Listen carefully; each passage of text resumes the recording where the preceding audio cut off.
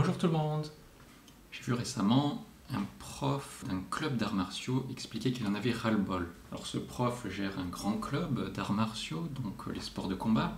Il a beaucoup de licenciés et il en a marre. Non pas de la situation, mais vraiment de l'attitude des gens de son club. Pourquoi? Les raisons sont les suivantes. Premièrement, les élèves ne sont pas assidus du tout. Que ce soit les enfants, que ce soit les adultes, ils arrêtent les sports de combat, ils arrêtent le club n'importe quand. En plein milieu d'année, entre chaque année, bref, en quelque sorte, il y a un zapping et un changement très souvent. En 7 ans, en 7 années, une seule personne a persévéré jusqu'à la ceinture noire. La ceinture noire, c'est le cycle complet dans un sport de combat. Et je me suis dit aussi, oui c'est vrai, mes enfants aussi, ils ont changé souvent de club entre les années. Deuxièmement, pourquoi ce professeur n'est pas content? Les gens sont devenus douillés. Ils ne supportent plus la douleur. Alors pour un club d'arts martiaux, quelque part, c'est un peu normal de souffrir un peu de temps en temps. Alors ce prof précise qu'il ne s'agit pas de luxation ou de fracture, autre blessure, non, c'est pas ça. Mais c'est simplement, par exemple, les chutes ou les coups qui sont normaux dans un sport de combat, et même ça, même ces simples coups ou ces simples chutes, les gens ne les supportent plus. Enfin, ce professeur, troisièmement, trouve que les gens manquent de reconnaissance. Ils disparaissent comme ça, sans dire merci, sans dire au revoir des fois, sans explication et sans remerciement, ce qui a beaucoup touché ce professeur. Et j'ai trouvé que c'était un parallèle intéressant aujourd'hui avec le fait qu'on a perdu la capacité à persévérer. On vit dans le monde de l'immédiat, du zapping, du changement instantané au gré de nos envies fluctuantes, comme fluctue le vent qui souffle dans les arbres. La patience, c'est pour les autres. Et nous sommes peut-être aussi devenus douillés dans notre confort matérialiste. Nous ne supportons plus la souffrance. Pourtant, la vie chrétienne n'est pas de tout repos. Suivre Jésus, ce n'est pas un long fleuve tranquille.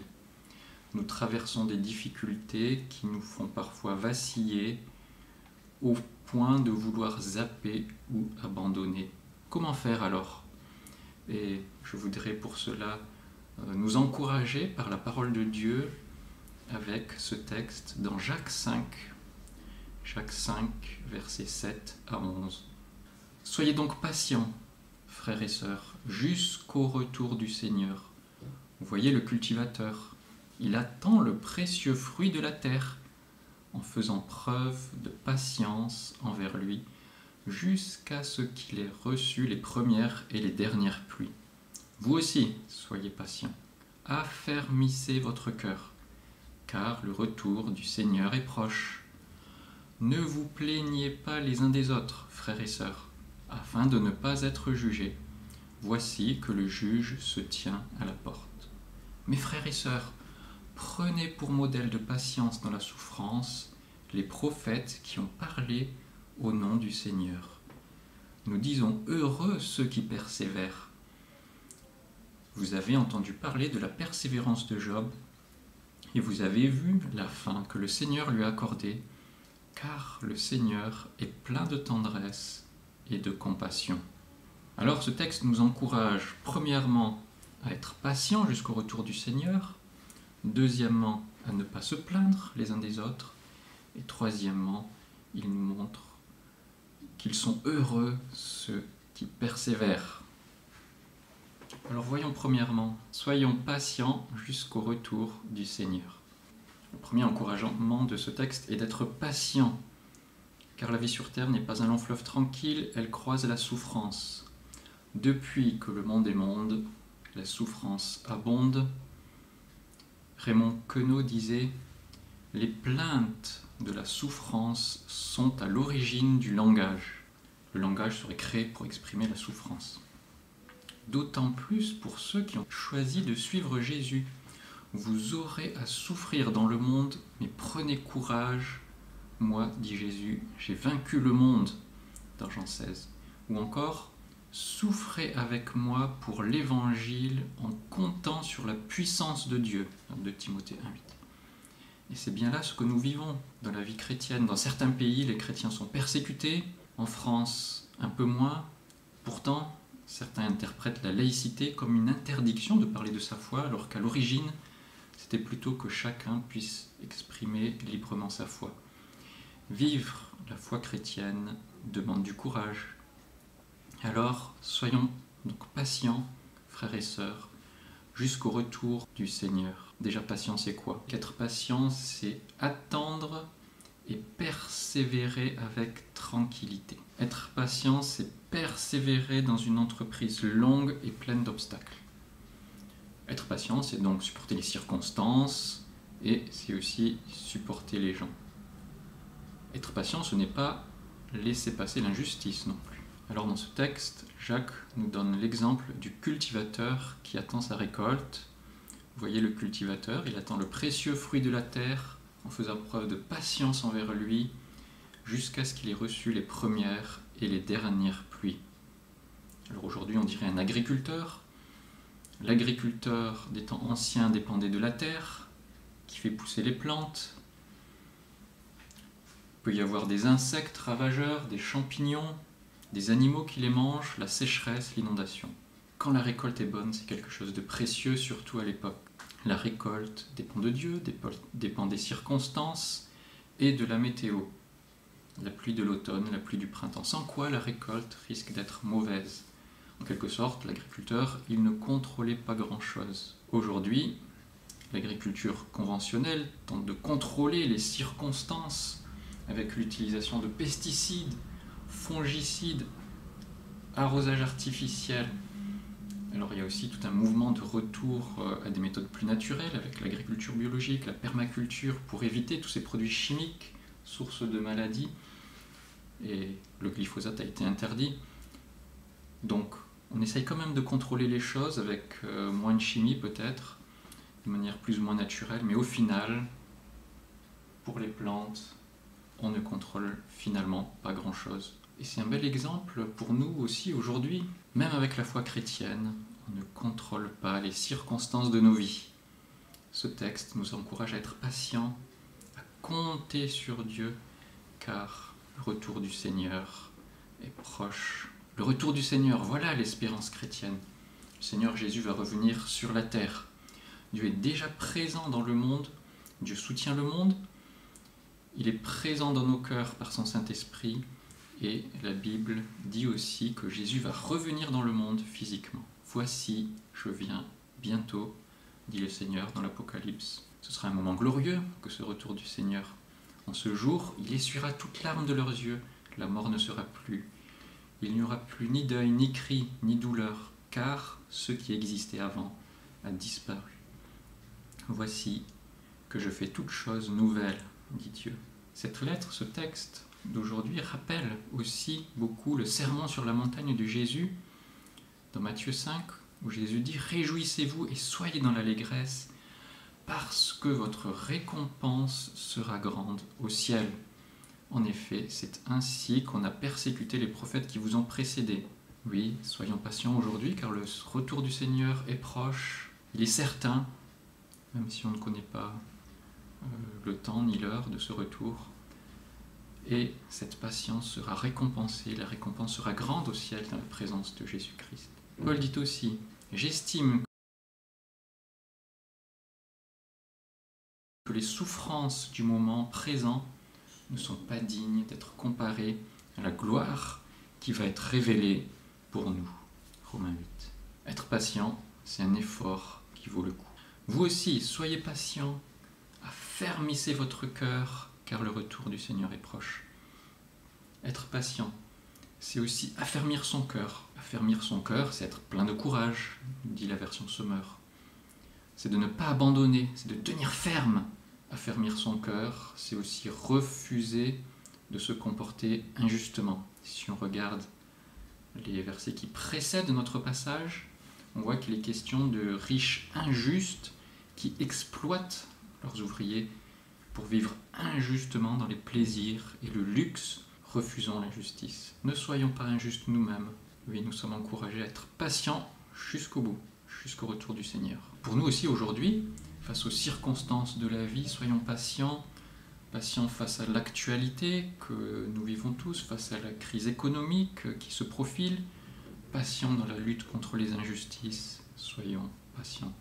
Nous pouvons avoir confiance dans le Maître de l'univers qui dirige le monde, plus que l'agriculteur a confiance pour ses récoltes dans la terre, dans les circonstances de la météo, dans les produits phytosanitaires peut-être, ou dans la lutte biologique. Nous pouvons avoir encore plus confiance en Dieu pour notre avenir. Un lion, prenons le lion.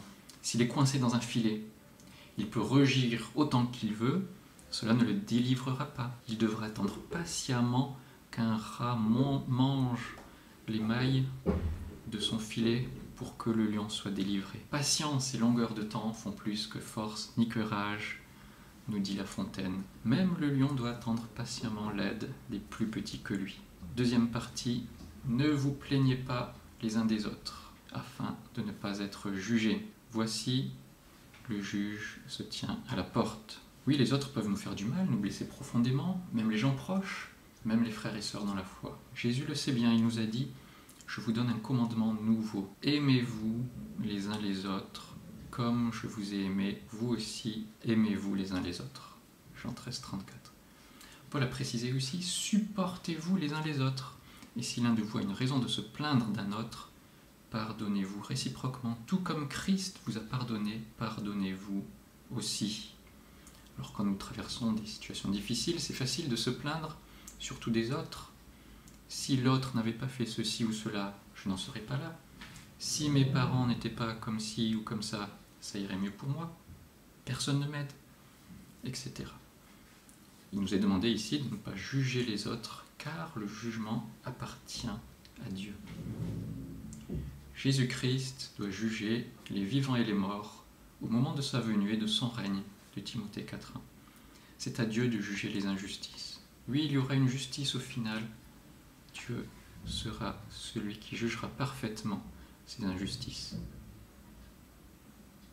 Quand les difficultés arrivent, il est naturel de vouloir les exprimer.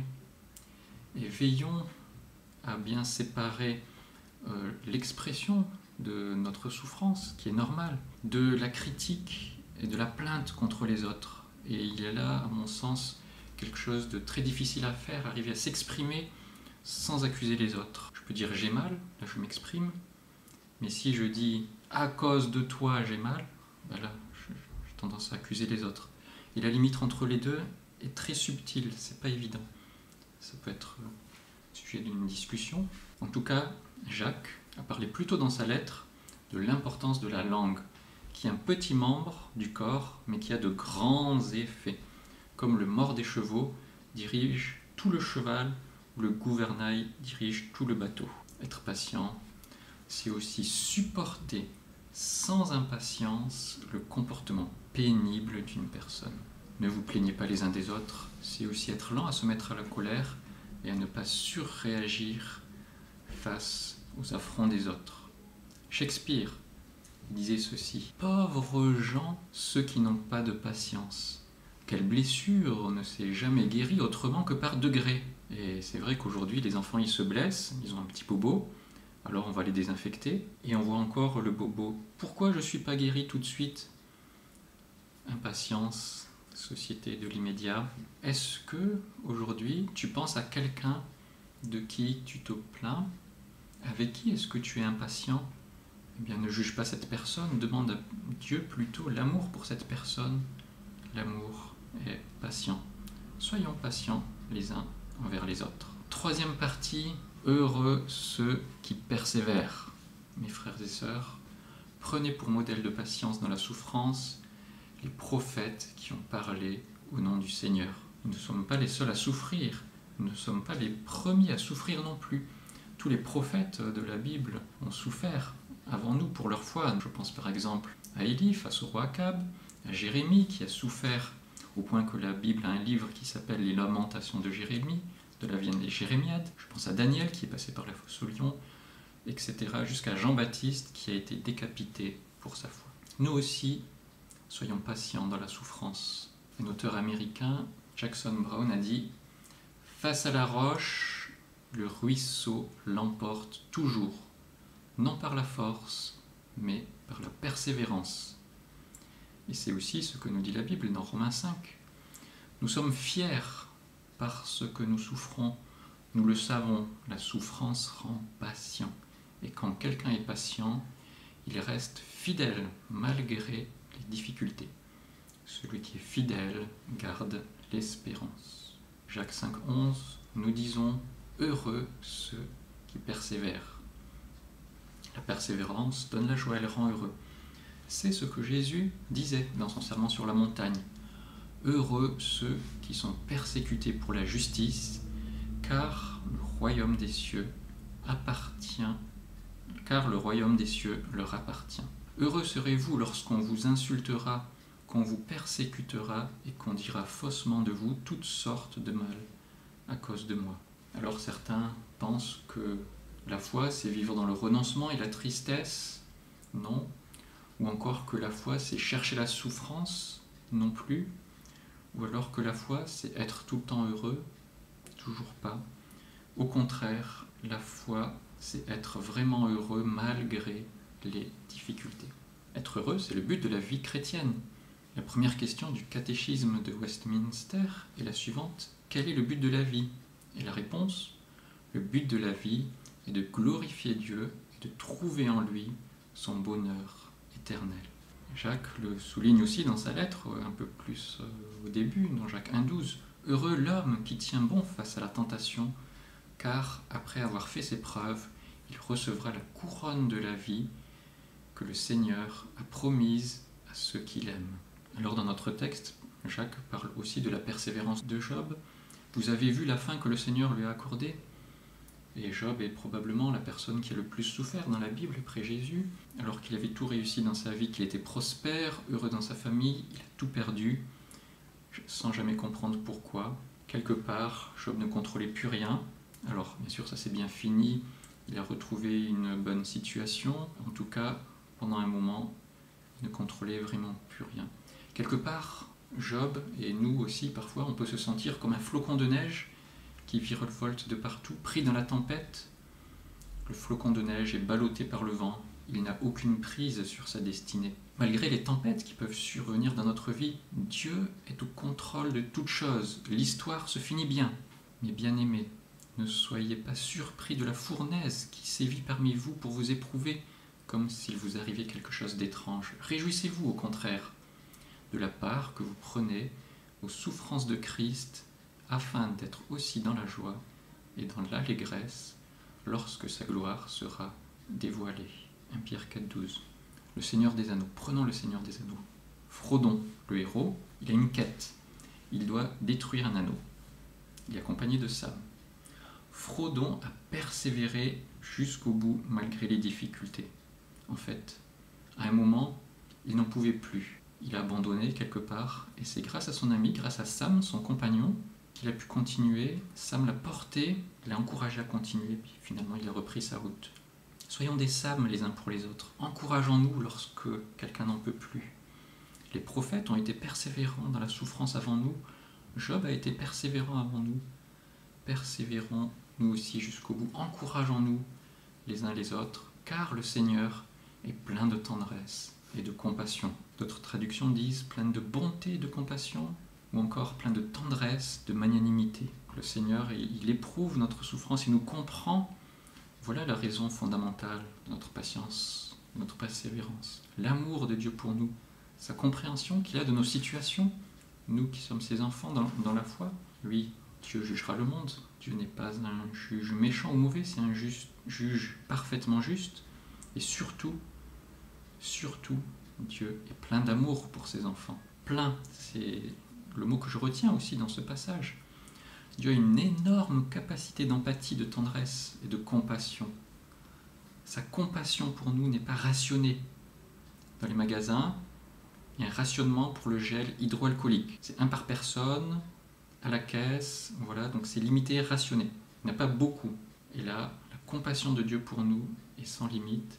Dieu est plein de compassion pour nous. Et alors, c'est pourquoi on peut nous aussi nous décharger sur lui de tous nos soucis, car lui-même prend soin de nous. 1 Pierre 5,7. Dieu n'est pas éloigné de nos souffrances, il nous comprend. Et c'est bien parce que Dieu est plein de tendresse et de compassion qu'il a envoyé son Fils Jésus sur la terre, afin que par son œuvre, ceux qui croient en lui ne meurent pas, mais qu'ils aient la vie éternelle. Nous ne sommes pas patients et persévérants par notre seule force de caractère, par notre seule volonté. Nous sommes patients et persévérants parce que nous nous appuyons sur Dieu, qui lui est plein de tendresse et de compassion envers ses enfants. Dieu lui-même nous aide dans les difficultés de la vie par son esprit qui habite dans le cœur des croyants.